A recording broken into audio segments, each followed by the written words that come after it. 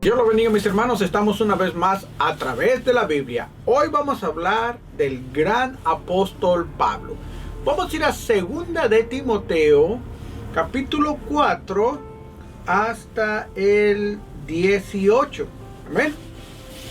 La palabra del Señor dice así: Te encarezco delante de Dios y del Señor Jesucristo, que juzgará a los vivos y a los muertos en su manifestación y en su reino. Aquí podemos ver a nuestro Señor Jesucristo, que es aquel que va a juzgar a vivos y muertos en cuando llegue su hora. Pero aquí Pablo, mis hermanos, dice te encarezco. La palabra te encarezco, mis hermanos, se traduce como una palabra fuerte en el griego bíblico. La palabra es diamarturomai, también traducido como frecuente, como testificando. Aquí está diciendo: yo te digo que es así, te doy mi testimonio que verdaderamente es de esta forma. Créeme lo que te estoy diciendo. Dice, el verbo diamartiromai tiene conexión legal y puede significar declarar bajo juramento. Lo que está diciendo Pablo cuando dice te encarezco quiere decir verdaderamente yo te digo que de esta forma es. Dice, delante de Dios y el Señor Jesucristo, que juzgará a los vivos y a los muertos. Nuestro Dios Padre Todopoderoso, ¿verdad, hermanos? Aquí Pablo describió a los miembros del tribunal, donde dio su testimonio, haciéndolo así más importante. Mientras Pablo estaba sentado en su fría y húmeda prisión, atendió que había una realidad espiritual presente que iba más allá de las paredes de su celda. Espiritualmente, a través de esta cerca, dio testimonio solemne a su joven amigo y asociado, y lo hizo en presencia del Dios que nos juzgará a todos. Pablo está dando un testimonio que verdaderamente nuestro Señor Jesucristo tendrá la potestad y siempre la ha tenido de juzgarnos. Amén, mis hermanos. Y luego ahí mismo en el versículo 1 dice: el vivos y muertos en su manifestación y en su reino. Cuando dice eso, mis hermanos, quiere decir que Pablo aún creía en la segunda venida de Cristo Jesús. Había estado en el ministerio por más de 30 años y en su primera carta, como en primera y segunda de Tesalonicenses, mencionó el regreso de Jesús. Ahora, muchos años y experiencias después, aún creía con todo su corazón. ¿Qué está sucediendo aquí? Pablo está dando un testimonio que aún por haber pasado tantas cosas en su vida, el encarcelamiento y todo lo que tuvo Pablo, tenía como unos 30 años o más de ser cristiano y aún se mantenía en la fe de nuestro Señor Jesucristo. En estos tiempos hay unas personas que tienen 5, 6 años y se desaniman. Nosotros, hermanos, debemos de estar fundamentados en la palabra. Debemos de mantenernos firmes en nuestro Señor Jesucristo hasta el fin de nuestra vida, así como Pablo lo está haciendo. El significado de la palabra juzgar literalmente se acerca más a estar por juzgar próximamente, dice. Esta apunta al hecho de que Pablo estaba viviendo con la esperanza del eminente regreso de nuestro Señor Jesucristo, mis hermanos. Qué hermoso, ¿verdad, Pablo? Aún estando encarcelado, Pablo está dando testimonio de nuestro Señor Jesucristo. Él ya tenía mucho tiempo y aún se mantenía, mis hermanos, en lo que es creer y firme en la fe de nuestro Señor Jesucristo. Él estaba pensando que iba a venir en esos momentos o en ese tiempo. Pero sabemos que Pablo ya está en la presencia de nuestro Señor Jesucristo.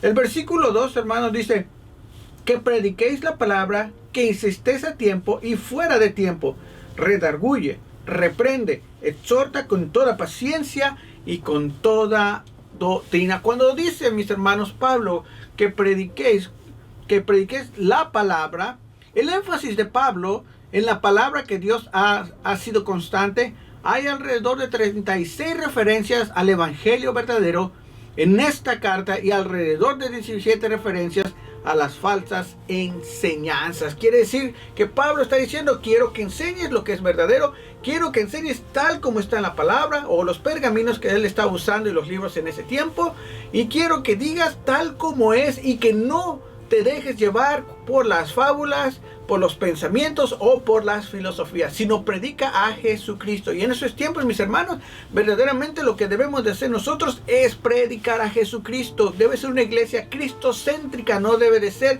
cuando me pasó a mí, cuando era chiquito, cuando era borracho, cuando todas estas cosas, sino hablar solamente de lo que Dios nos dejó en la palabra del Señor, en la Biblia, cristocéntrico. Este énfasis constante le dejó claro a Timoteo el punto de que Pablo le quería transmitir. Aquí Pablo estaba hablando a Timoteo y le dejaba claramente que necesitaba mantenerse en lo que ellos habían aprendido de Jesucristo. En 2 de Timoteo 1:8 dice: no te avergüences de dar testimonio de nuestro Señor. Y muchas veces, hermanos, nosotros vemos gente caminando allá afuera, o vemos algunos conocidos, mis hermanos, y de repente como que nos cohibimos, como que nos da vergüenza hablarles del Señor por el qué dirán. Pero aquí Pablo le dice a Timoteo: no te avergüences. Y esto lo puedes encontrar en 2 de Timoteo capítulo 1 versículo 8. Después Pablo le dice igualmente: retén la forma de la sana palabra. Eso lo dice en 2 de Timoteo 1:13. Nosotros, hermanos, debemos de retener la palabra. No nos podemos dejar llevar por lo que la gente está diciendo allá afuera. A veces algunos predicadores, entre comillas, leen la palabra del Señor y le dan su propia interpretación personal para que dé con su doctrina o el motivo de lo que quieren lograr en su persona. Nosotros, hermanos, cada vez que alguien predique, claro, no hay predicador perfecto. A veces se equivocan por cualquier circunstancia, mis hermanos, a veces se equivocan.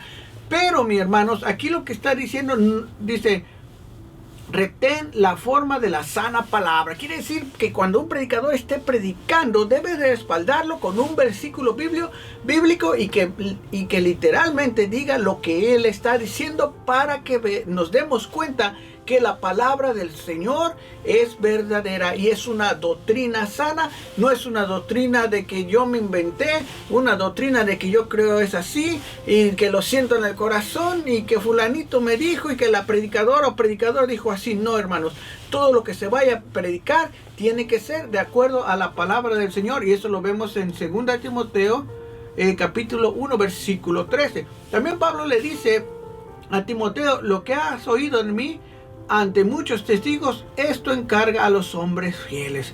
Esto está en 2 de Timoteo capítulo 2 versículo 2. Todo lo que hemos escuchado que es verdaderamente de palabra del Señor, nosotros, hermanos, ya como cristianos debemos de compartirlo con los demás.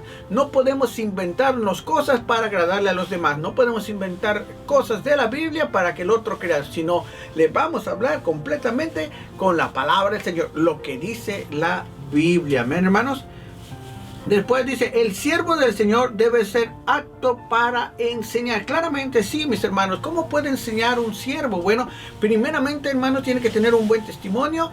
Tiene que ser esposo de una sola mujer. Segundo, debe de conocer la palabra del Señor y ser una persona intachable. Y eso lo van a encontrar en 2 de Timoteo 2:24. Para poder servir al Señor, tenemos que estar primeramente delante de Él, limpios, sin mancha y sin arruga, y haciendo lo mejor que podamos para estar fuera del pecado y agradándole a nuestro Dios Padre Todopoderoso.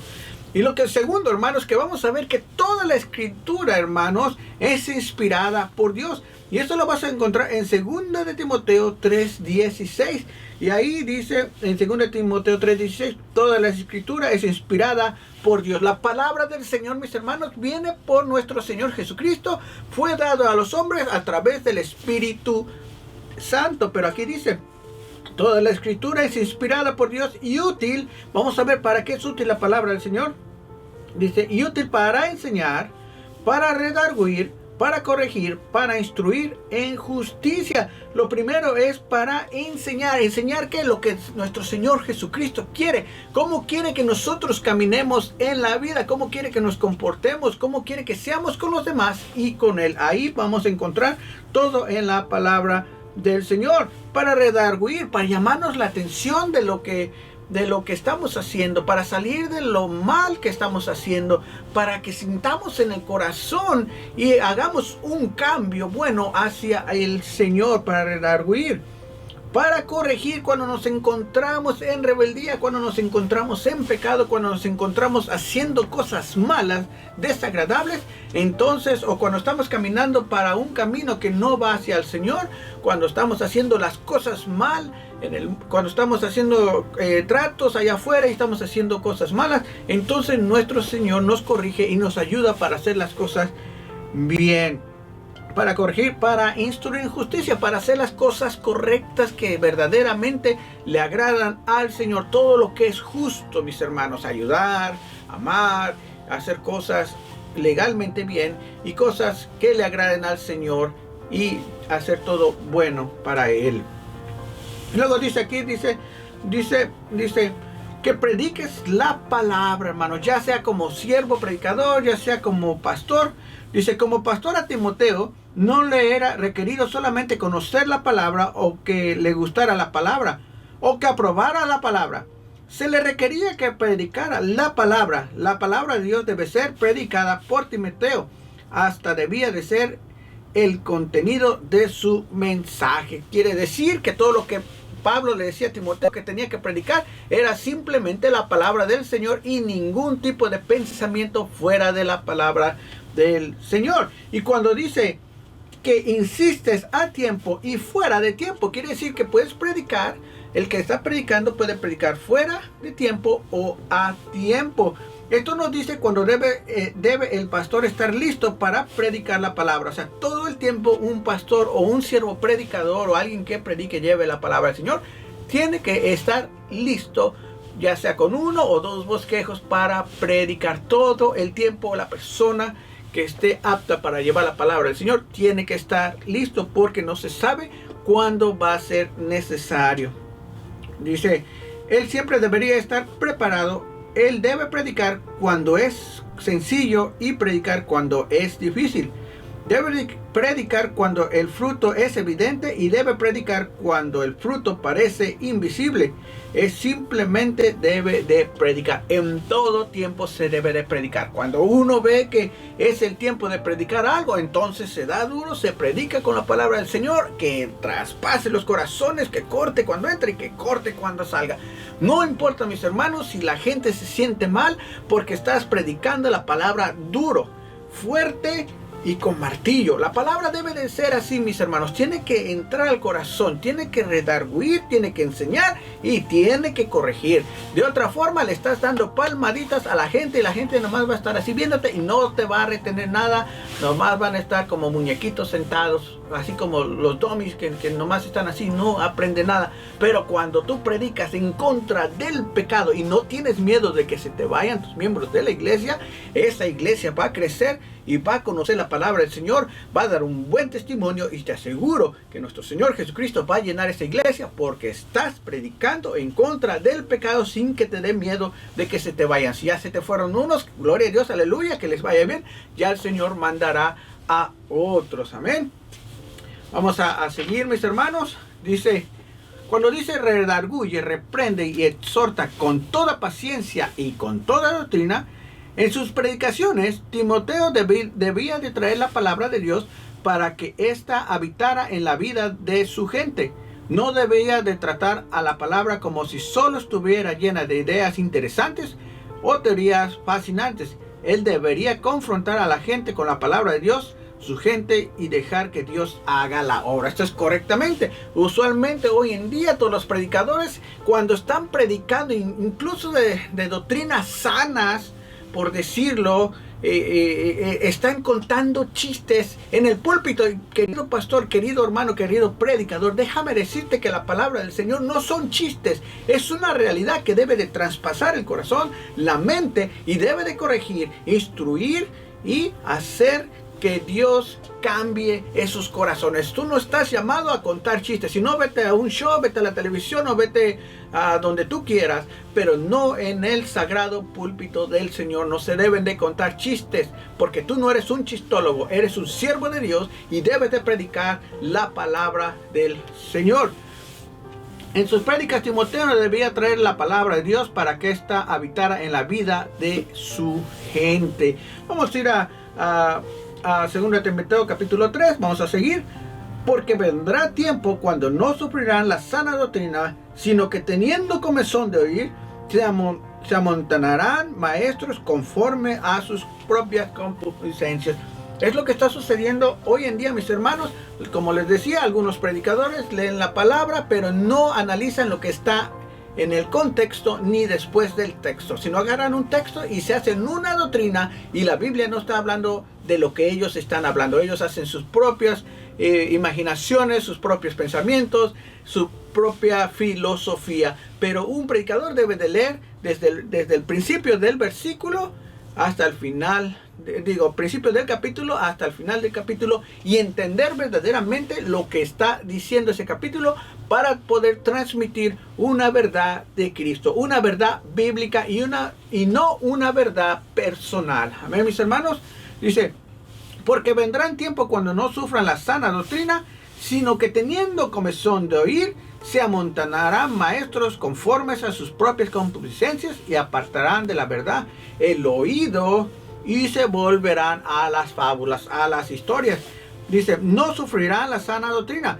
Timoteo necesitaba mantenerse enfocado en la palabra de Dios, porque el hombre, por instinto natural, no quiere la revelación de Dios. Él prefiere escuchar lo que quiere escuchar, algo que le quite la comezón de el oír. Sí, es lo que estábamos hablando ahorita. El hombre quiere escuchar, el predicador a veces no quiere predicar la palabra, no quiere estudiar, simplemente lee y lo que le sale. ¿Y saben cuál es la excusa que no tiene validez? Dice, es que el Espíritu Santo me va a dar lo que tengo que decir. Es cierto, el Espíritu Santo te puede dar lo que tú tienes que decir, pero siempre y cuando estudies conforme a la palabra del Señor, no a tu propia pensamiento o filosofía o tus tristes chistes que te cuentas en el púlpito.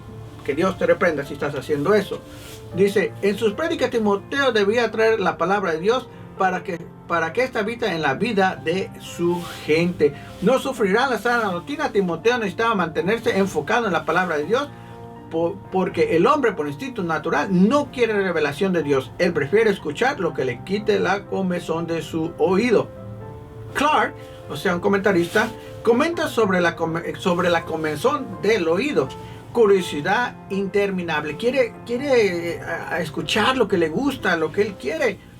Dice, un insaciable deseo de variedad.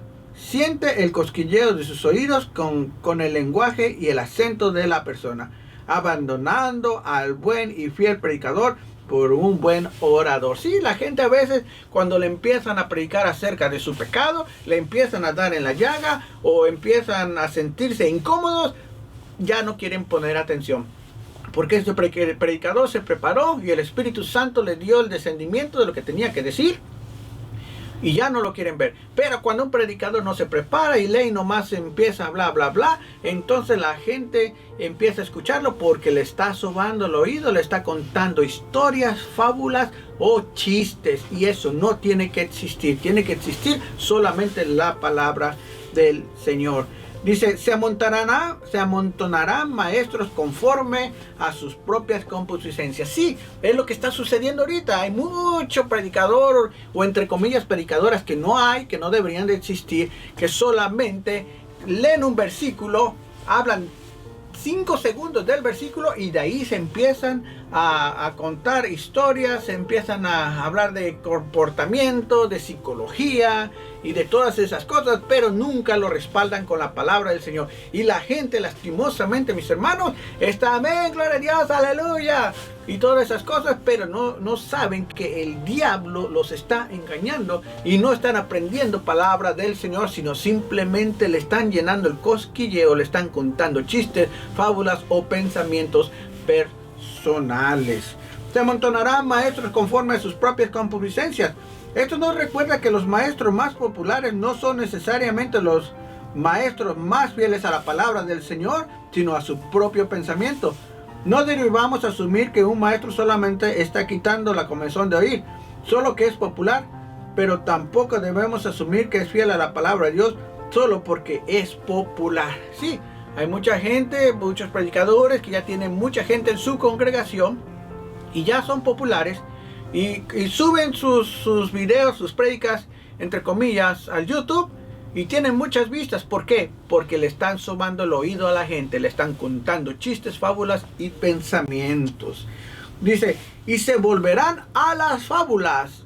¿Qué quiere decir eso? Una vez que la persona deja la palabra de Dios, las fábulas quiere decir que dejan la palabra de Dios y se ponen a hablar lo que les sale de la mente, del corazón engañoso, y les sale el apapachar a los que están allá abajo, y no les predica en contra del pecado, sino les cuenta chistes, les cuenta una historia de Pepito y Fulanito, de Menganito, y les cuenta tantas cosas que no tienen que ver con la palabra de el Señor. Una vez que la persona deja la palabra de Dios, a menudo comienza a aceptar fantasías fantásticas.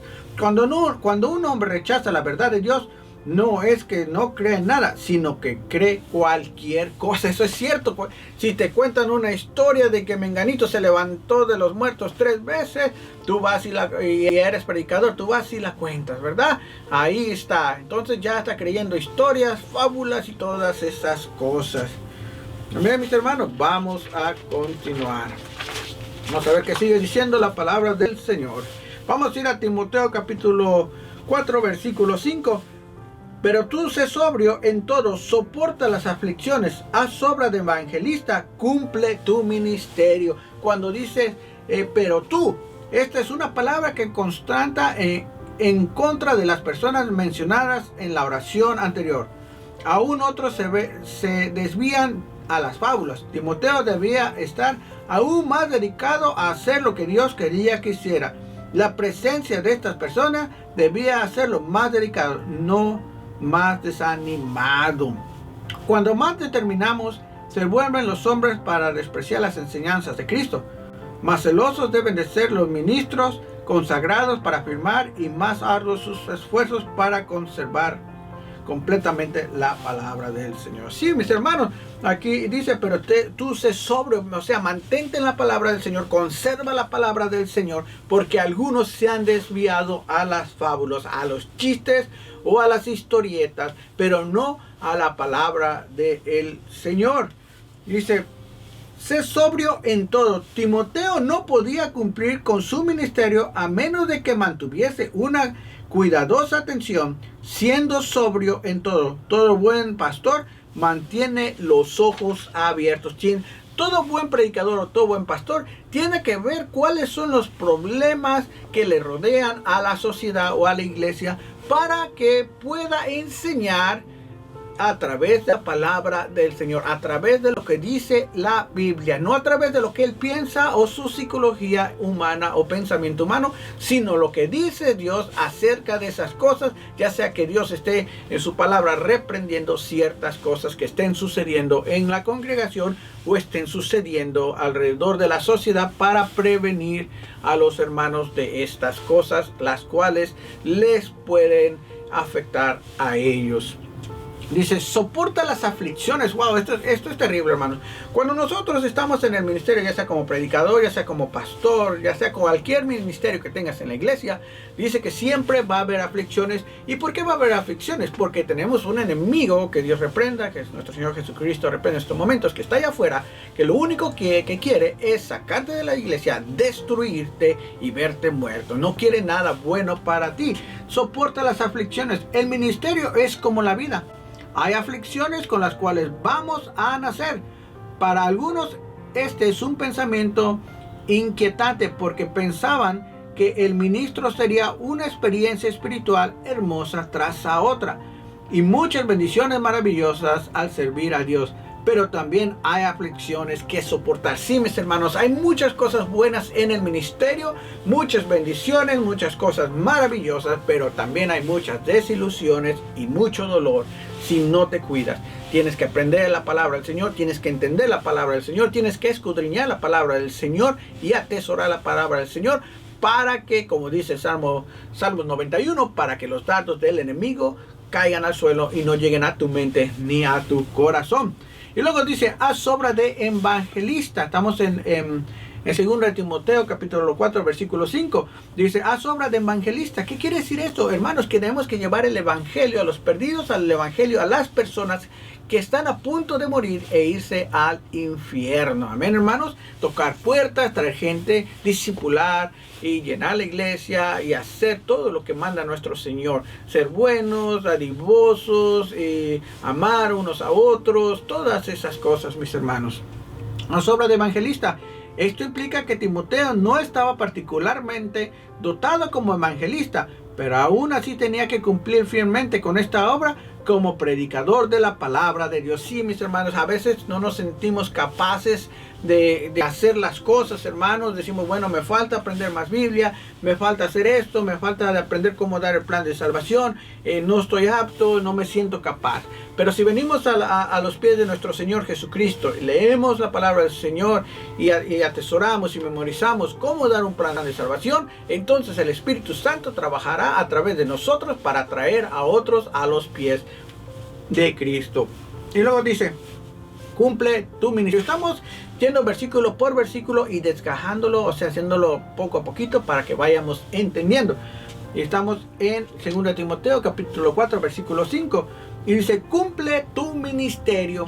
Hermano, cuando ya estás en un ministerio, debes entender que debes de hacerlo hasta que Dios te deje hacerlo, hasta que Él te diga ya no más o necesitas hacer algo más. Pero si tú te quieres salir porque te desanimaste, porque te vieron feo, porque te hicieron algo, entonces ven a los pies de Jesucristo, derrama tus lágrimas, tu corazón y pídele que te dé las fuerzas. Así como Pablo y nuestro Dios le dio la fuerza, así nos puede dar la fuerza para continuar en el ministerio. Recuerda, va a haber aflicciones porque estamos en el mundo pecaminoso donde el enemigo quiere solamente destruirte.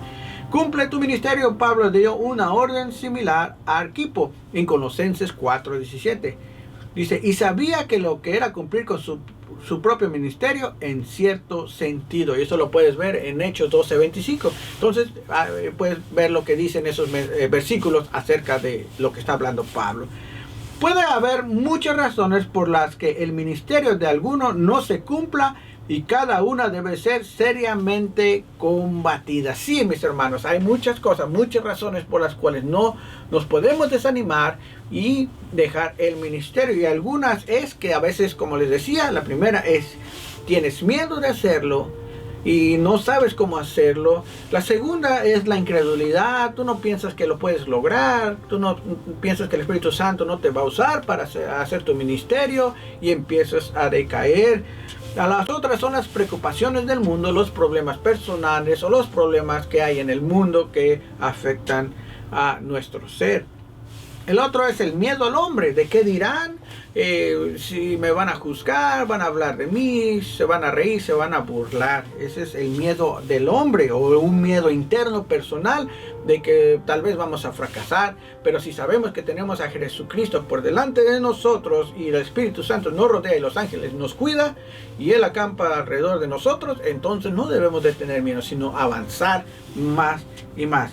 También, como hablábamos, la crítica y el desánimo. Nos critican, o a veces porque no nos va bien en el trabajo, en otras cosas, nos desanimamos y queremos dejar todo. A veces los mismos hermanos de tu propia iglesia te están criticando. Pero mis hermanos, déjame decirte que si tú oras por ellos, acumularás ascuas del fuego en su cabeza y Dios tomará cargo de ellos. Pero lo que tienes que orar es que ellos, hermanos, tengan un gozo hacia ti y tengan esa gracia hacia ti y tú hacia ellos y ustedes y todos nosotros hacia nuestro Dios.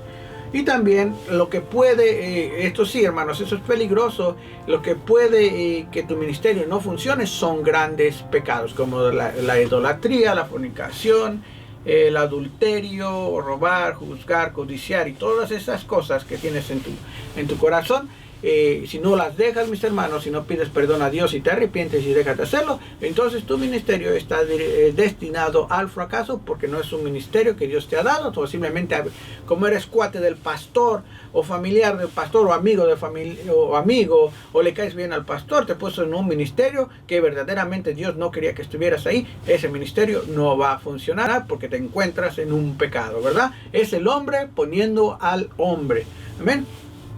Las palabras finales de Pablo su confianza triunfal. Y vamos a ir a segunda de Timoteo 4 al 6. Porque yo estoy para ser sacrificado y el tiempo de mi partida está cercano. Número 7. He peleado la buena batalla, he acabado la carrera, he guardado la fe. Dice, porque yo estoy para ser sacrificado.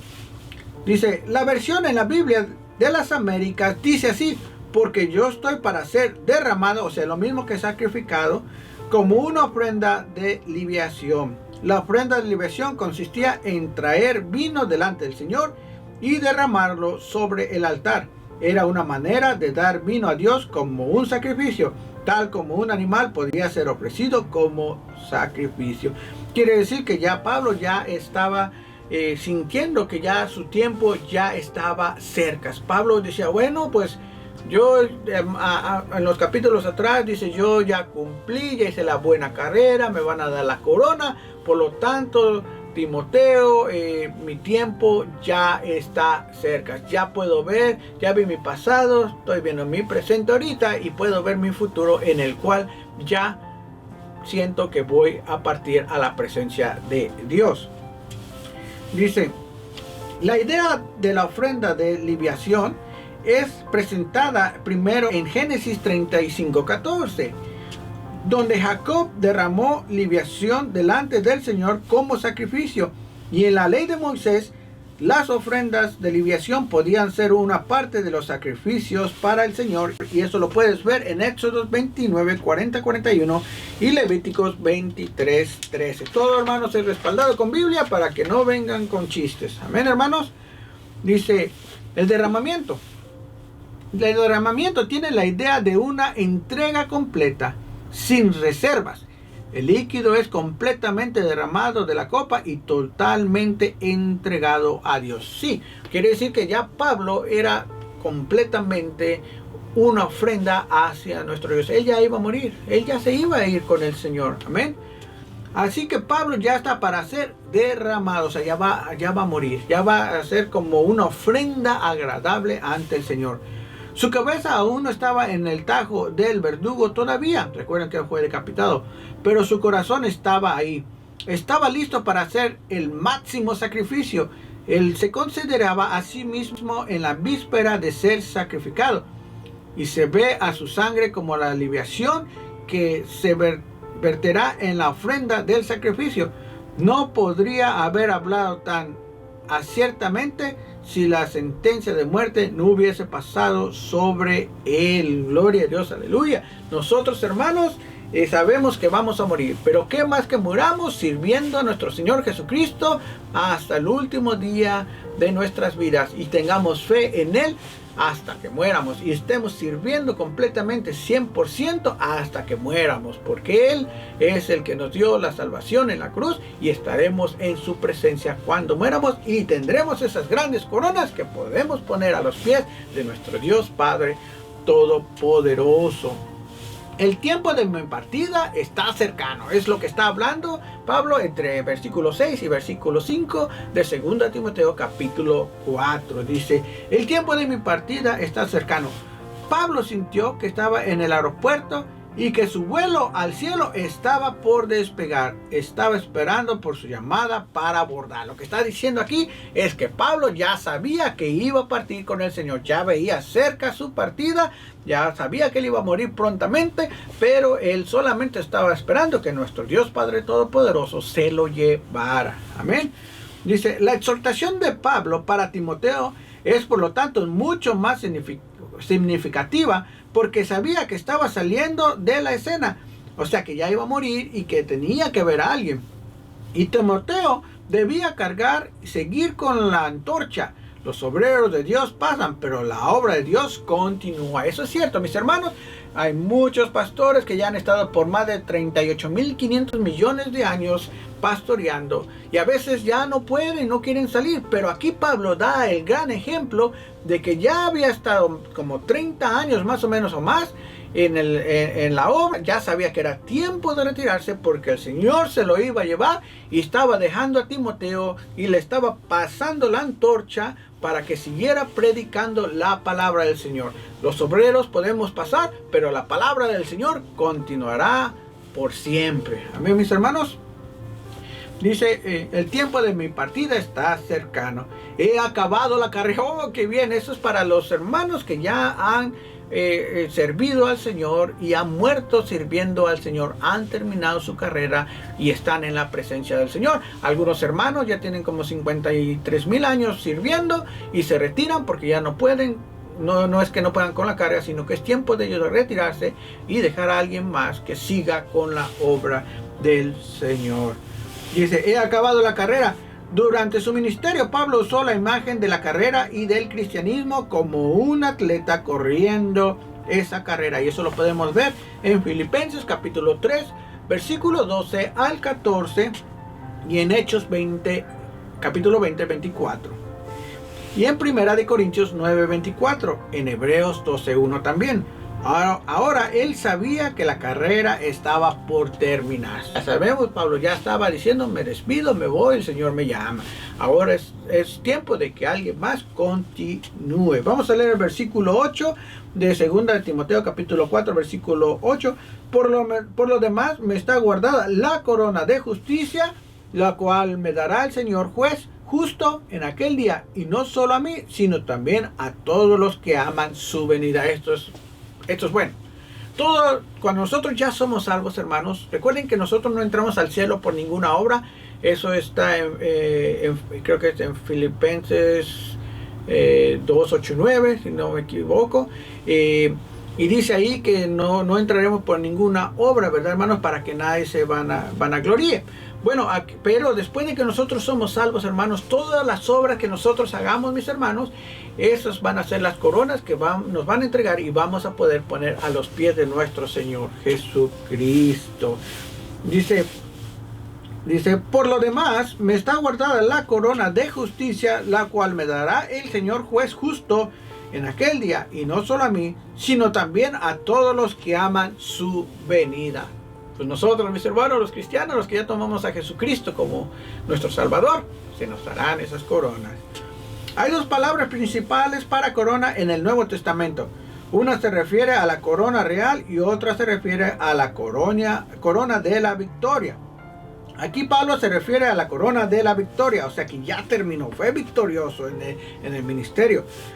Dice, la corona que era esencialmente un trofeo, reconoce que uno ha competido según las reglas y ha ganado la corona de la victoria. Quiere decir que Pablo se mantuvo en su ministerio fiel desde que empezó hasta que terminó. Lo hizo correctamente, se mantuvo en la palabra del Señor y lo hizo como a Dios le agrada.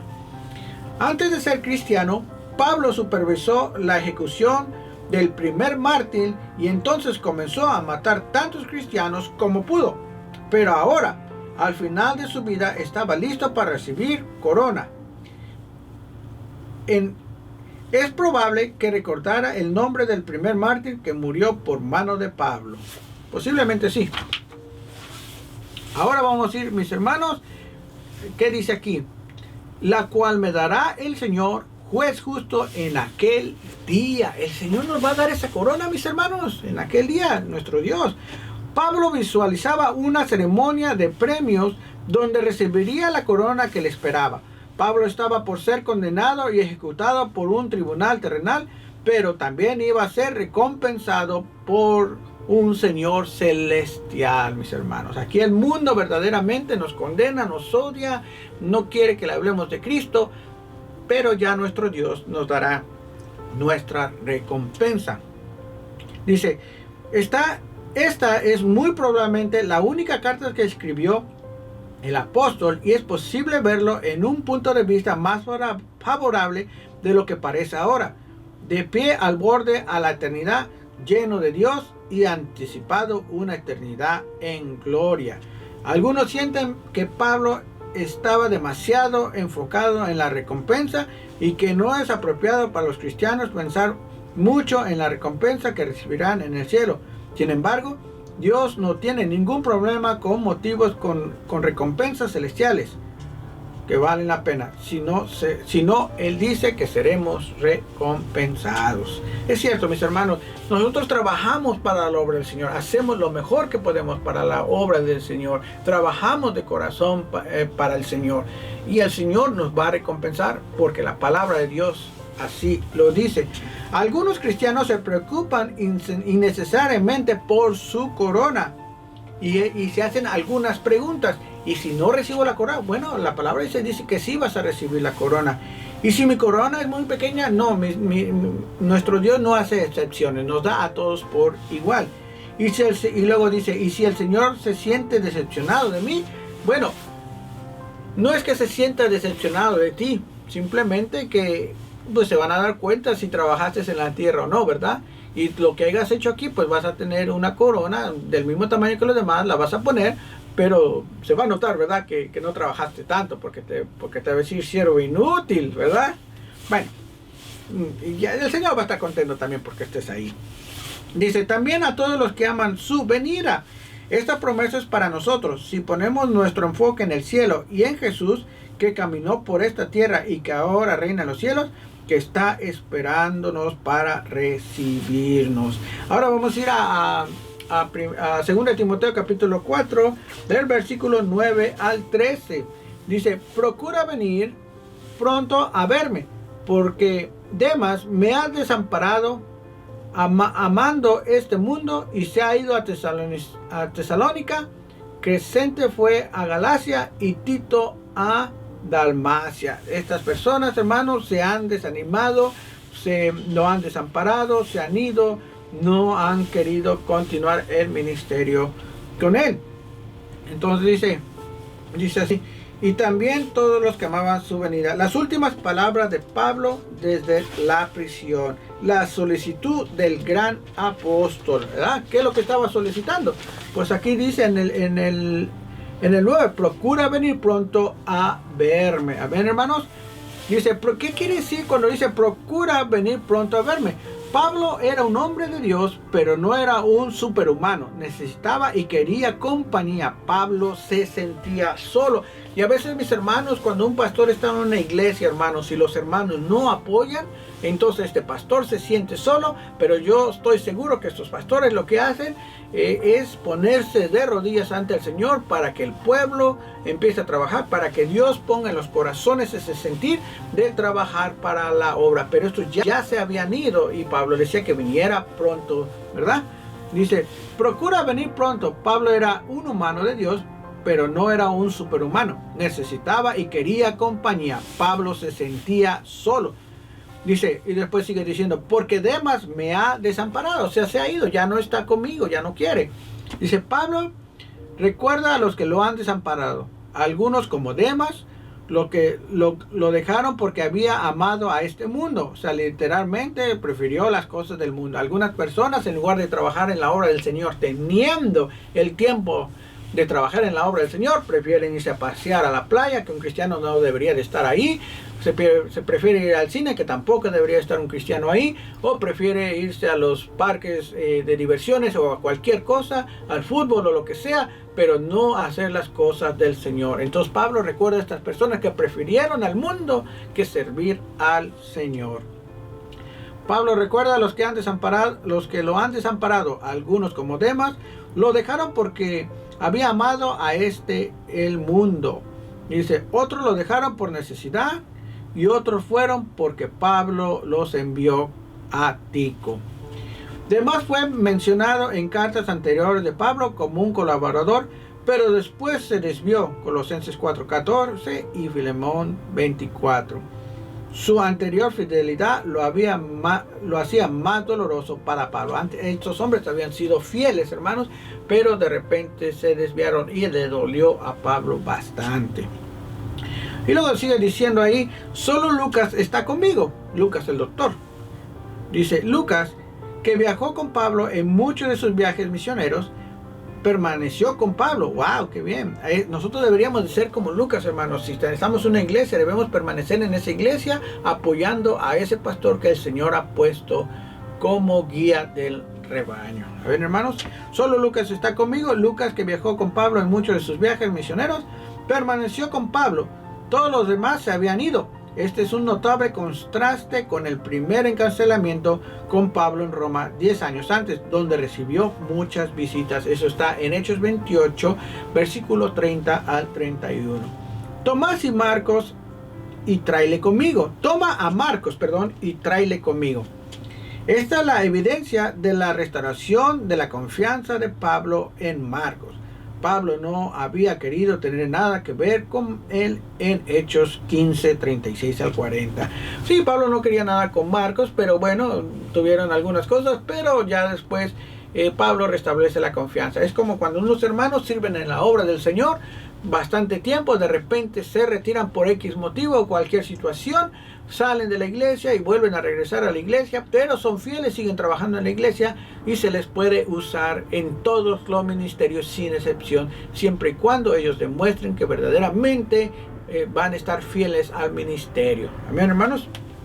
Dice, y después sigue diciendo, trae cuando vengas el capote que dejé en Troas en casa de Carpos. Esto nos dice que es probable que Pablo fue arrestado en Troas, resultando en este segundo encarcelamiento en Roma. En esos días los soldados que arrestaban reclamaban cualquier prenda extra que tuviera el arrestado. Puede ser que Pablo haya sido advertido del arresto y que por lo tanto haya encargado sus pocos libros y su capote, una prenda exterior, al cuidado de un hombre honesto llamado Carpos. Posiblemente fue así, posiblemente a Pablo se le dijo, bueno, te van a arrestar por lo que estás haciendo, predicando y todas esas cosas, pero para que no te quiten tus cosas, déjalo con alguien de confianza, y así lo hizo Pablo. Vamos a ver qué era el capote. El capote era una capa circular que caía debajo de las rodillas, con una abertura para la cabeza en el centro. Era algo así como metía la cabeza y le caía hasta abajo, ¿verdad? Como una cobija con un hoyo y la metes hasta abajo y vas tapado. Este capote dejado en Troas nos muestra que Pablo renunció a todo para servir a Jesús. Todo lo que tenía al final de su vida era un capote y unos pocos libros. Pablo fue olvidado casi por completo por sus amigos. Aparentemente no tenía amigos que le prestaran o de dónde obtener un capote en Roma. Pablo tenía una mente muy independiente. Él no rogaría por su capote. Pablo no se preocuparía mucho por las formas de vestir. Pudo haber pedido más o diferentes artículos para vestirse. Pablo era humilde. Ahí mostraba la humildad. Pablo era un hombre ordinario con necesidades ordinarias. Amén. Y luego dice, y los libros, mayormente los pergaminos, o sea, donde viene escrita la palabra del Señor. Pablo fue un erudito hasta el final. Un erudito es un gran estudioso que se mete profundamente a la palabra del Señor y estudia toda su vida la palabra del Señor. Pablo fue un erudito hasta el final y quería sus libros, quería especialmente los pergaminos, los cuales eran porción del Antiguo Testamento. Amén, hermanos. Ahora vamos a ir a 2 de Timoteo, capítulo 4, del 14 al 15. Dice, Alejandro el caldero me ha causado muchos males. El Señor le pague conforme a sus hechos. Guárdate tú también de él, pues de gran manera se ha opuesto a nuestras palabras. Aquí Alejandro vemos un tipo del enemigo, un tipo del diablo que Jesucristo reprende en estos momentos, el cual se opone al cristiano, mis hermanos, a que pueda ejercitar y llevar lo que el Señor le ha dado en su ministerio, que ejecute en el mundo. En otras palabras, el enemigo se opone a que nosotros ganemos almas, que llevemos el evangelio, a que se predique, a cualquier cosa que tenga con alabar y glorificar y magnificar el nombre de Dios. El enemigo se va a oponer, y este Alejandro es un tipo del enemigo. Amén. Entonces dice, ya vimos que Alejandro es un tipo del enemigo. Ahora vamos a leer 2 de Timoteo capítulo 4 versículos 16 al 18. Dice, en mi primera defensa ninguno estuvo en mi lado, sino que todos me desampararon. No es no se les sea tomado en cuenta. Pero el Señor estuvo a mi lado y me dio fuerzas para que por mí fuese cumplida la predicación y que todos los gentiles oyesen. Así fue librado de la boca del león. Y el Señor me librará de todas las obras y me preservará para su reino celestial. A Él sea la gloria por los siglos de los siglos. ¿Verdad, mis hermanos? Ninguno estuvo a mi lado, pero el Señor estuvo a mi lado, es lo que dice Pablo. Pablo estaba totalmente solo, pero Jesús estuvo a su lado y Pablo le sirvió a Dios fielmente durante su defensa o su ministerio, ¿verdad? Entonces, hermanos, a veces los pastores, mis hermanos, se encuentran solos en el ministerio. Hay mucha gente, pero no toda la gente trabaja en el ministerio. Lo que debe de hacer este pastor es orar, clamar al Señor para que ponga ese deseo en los hermanos de trabajar para el Señor. Algunos de los hermanos también se molestan, se enojan, se desesperan porque uno no están trabajando, pero ya el Señor tocará los corazones de ellos. Amén. Entonces dice, ninguno estuvo a mi lado, pero el Señor estuvo a mi lado. Pablo estaba totalmente solo, pero Jesús estuvo a su lado y Pablo le sirvió a Dios fielmente durante su primera defensa. Las palabras no les se ha tomado en cuenta, muestra que Pablo no estaba resentido porque todos los desampararon. Esta es una evidencia poderosa de un gran trabajo de gracia y madurez espiritual. Cuando algunos hermanos no están trabajando en la obra del Señor, nosotros como líderes debemos de seguir amándolos. No debemos demostrar ese enojo porque eso puede ser no edificativo a la iglesia, sino en todo lo contrario va a hacer divisiones, enojos o separaciones, o hasta se pueden ir los hermanos. Más bien, si ves que no están sirviendo la obra del Señor, entonces ámalos y aliéntalos para que trabajen a Dios y ponte a orar.